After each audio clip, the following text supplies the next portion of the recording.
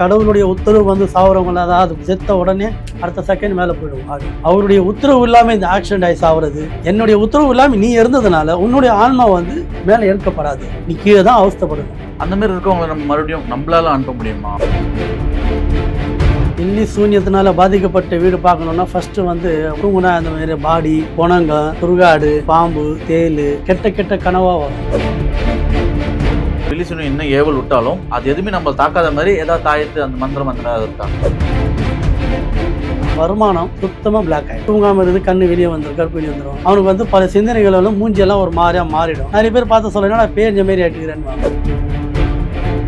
சூன்யத்துல நிறைய வகைங்க வைக்கிற பொறுத்தது இருக்கு. இவன் வந்து சொந்தக்காரங்க தான் வந்து பாத்தீங்கன்னா நிறைய பிலிசுனி எல்லாம் வைக்கிறாங்கன்றதால 100% உண்மை. காரணம் வந்து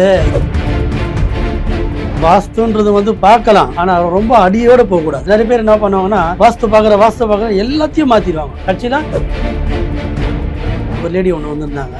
அவர் வீட்டுக்காரர் இருக்க சொல்லவே அந்த ஆன்மா வந்து இந்த அம்மாவுக்கு தொல்லை பண்ணிட்டு இருந்துச்சுன்னு சொல்லி அந்த அம்மா தான் கொஞ்சம் என்கிட்ட சொன்னாங்க. இந்த ஆன்மா என்ன சொல்லுதோ அதைத்தான் வீட்டில் சமைக்கணும். நிறைய விஷயங்கள் நானும் செஞ்சு பார்த்துட்டாங்க, ஆனால் அது போக முடியல. போனால் அதை உயிர் எடுத்து தான் போவேன்.